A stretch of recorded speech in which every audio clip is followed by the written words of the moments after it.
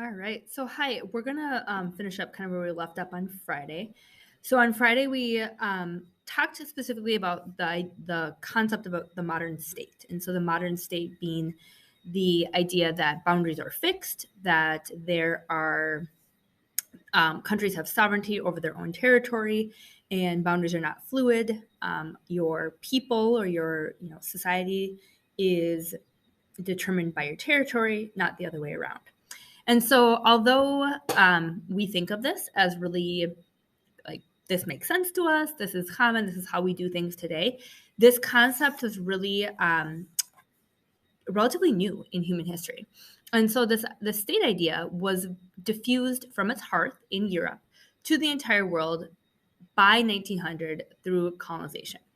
So, when we talk about historical diffusion, colonization comes up a lot. Colonization is a process that has caused the diffusion of culture, of ideas, of languages, of religions, really since the 1600s through really the middle part of the 20th century. So I do want to take a step back and make sure that we have a clear understanding of how the history of colonialism. We talked about it a little bit in our Unit 3, but we're just going to go over a brief history. Colonialism will be a big topic that you talk about in world history next year, whether you take regular or AP human or world history, but very brief history. When we think about the origins of colonialism, we can start in 1492 with the voyage of Christopher Columbus. And although Christopher Columbus is not an individual that we should celebrate due to some of the really horrific things that he brought with him, and that he, the atrocities that him and his people committed on their own, the voyage was significant because it also coincided with the printing press. And when Christopher Columbus came to the quote unquote New World, which was really the Caribbean, he originally thought he was actually in the East Indies, which he thought he was in like the islands off the coast of India, and eventually did realize that he wasn't there. But this spread. So the discovery, although it's not a discovery because people are already living there, but the discovery by Europeans of the continent of North and South America and the Caribbean islands was broadcast, was diffused. It was made known due to the fact that the printing press had also been invented, so that information was able to be spread much faster. Just like the internet today spreads information much faster, the printing press was kind of a similar invention of the time. And so with that, it did spark this age of discovery. And the age of discovery began with Portugal and Spain. So Portugal and Spain, it also coincided with technology in terms of shipping that were allowing groups of people to navigate large distances across the ocean. And the goals of colonialism were very much resources. So gold was most people thought that they were gonna discover gold in North and South America.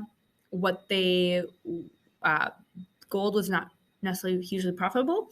And many groups did not find gold, but they did discover that there were resources, agricultural resources, other types of resources that could be extracted from colonies. The other goals of colonization were was religion, so the spread of religion through missionaries, and just the fact that at the time, expanding your territory was going to give you more power. So with that, in the 15th and 16th century, so 14 and 1500s, Portugal and Spain really led the way in North and South, in particularly Latin America. And then by the 16th and the 17th century, England, France, Netherlands also established overseas empires. They did that also just because of the weaponry that had developed in Europe and that hadn't diffused yet, or that hadn't been developed yet in North and South America. They also had horses, which was something. The horses didn't exist in North and South America until the Europeans brought them over. So a couple of just other kind of geographic luck, or just like ways in which the advancements had progressed at that time, were allowing them to take over large portions of land and people. So when we take a look at the first wave of colonization, we are really thinking about starting late 1400s into the 1700s. And most North and South America were colonized by these countries at that time. And then we go through the first era of decolonization. So obviously we know that the United States gained its independence in 1776. Mexico gained its independence in the early 1800s. And many countries throughout Latin America and North and South America decolonized. So decolonization is independence movement. So many American colonies or countries gained independence by the mid 1800s.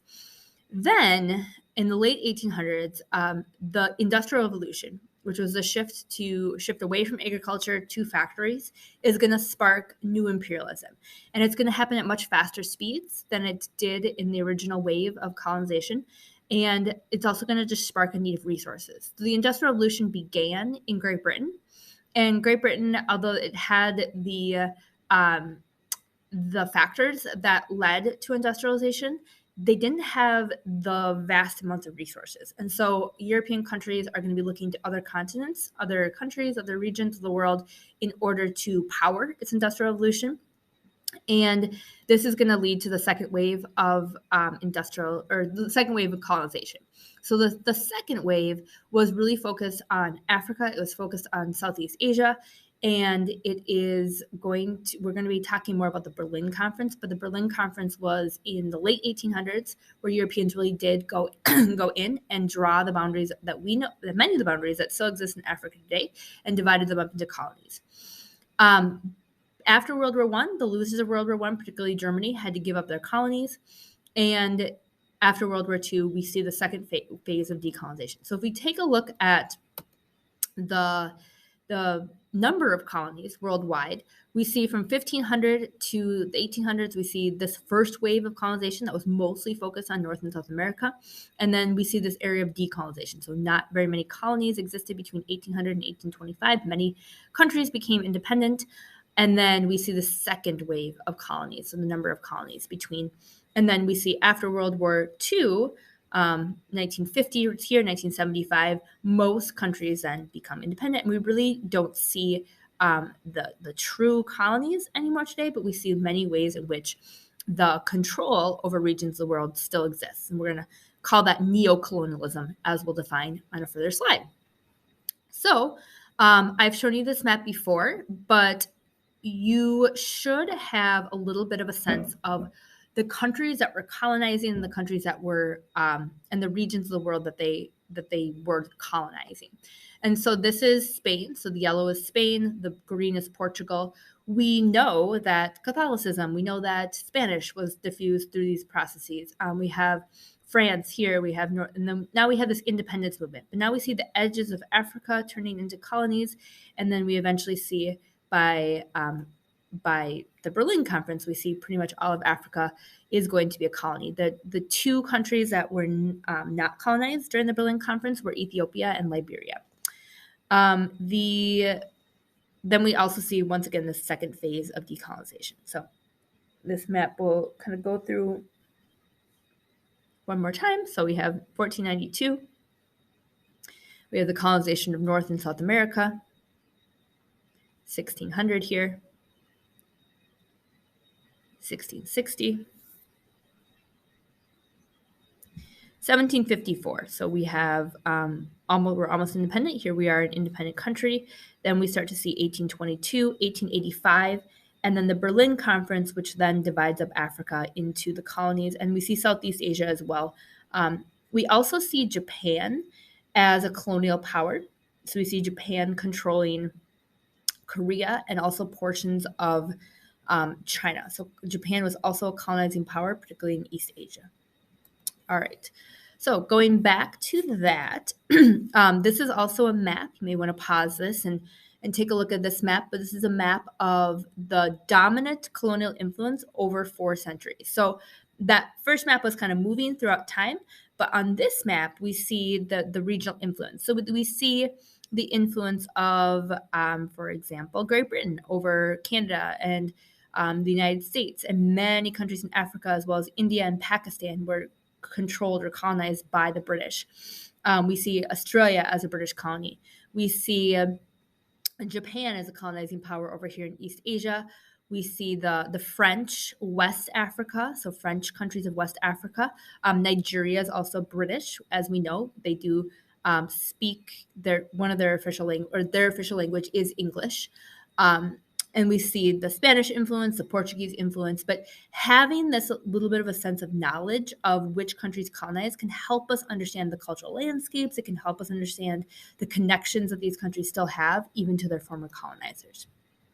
So dates of independence, this is going to be the countries that are in the kind of the darker green or even the lighter green had independence pretty early on, whereas the rest, the yellow countries, were independent after 1940, so after World War II.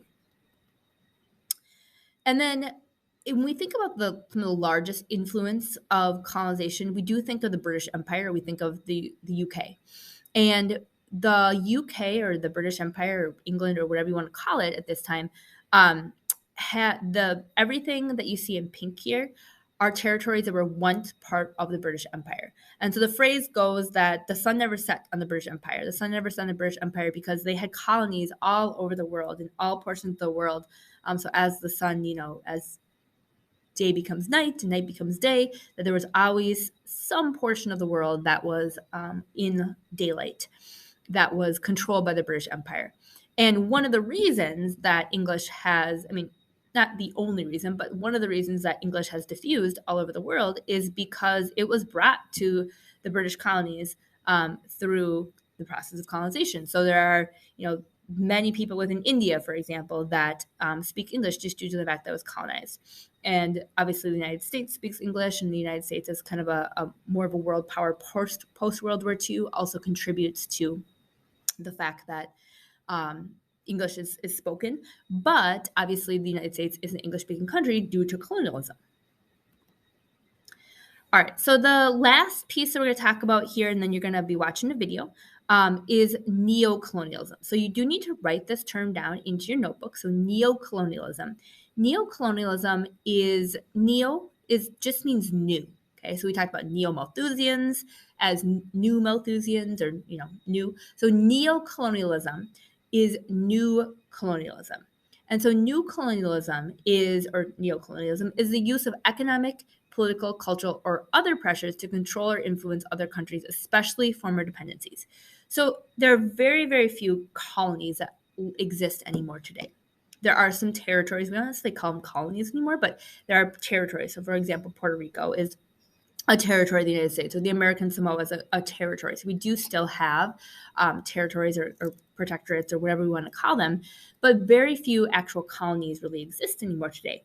However, there's the theory that although countries are independent, they're still very much dependent, or very much tied to their former colonies through economic, political, cultural pressures or relationships. So this very much connects with world systems theory. So if you remember back to world systems theory, the world systems theory was a dependency theory.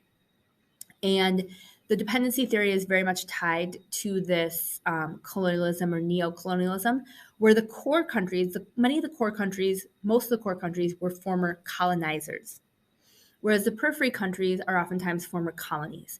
And the dependency relationship between the periphery and the core, whereas the core oftentimes exploits the periphery and the periphery is dependent upon the core, is this concept of neocolonialism. So the three basic tenets of world systems theory is that the world has one market and a global division of labor. And we'll get a little bit more into economic relationships later. But the other key thing is that although the world has multiple states or multiple countries, almost everything takes place in the context of that world economy. All relationships, nothing happens in isolation. And neocolonialism is that control by a powerful country of its former colonies or less developed countries by economic pressures. And then the world has a three-tier system: the core, the periphery, and the semi-periphery, as we've talked about in the past. So here's our map. You can see that many countries that were former colonizers, whether it be in Europe or North and South America, or maybe had very much were early colonies of the British. So like Australia, But Japan, as a colonizing country, is also considered to be a core country. And so you're going to be watching this video. So it says 8 minutes. It talks a little bit more about colonialism. It's interesting. It talks specifically about how China now has become a little bit of a neo-colonial power. So this is, once again, Mr. Sin. So you're going to watch this video and then you'll be doing something with that afterwards.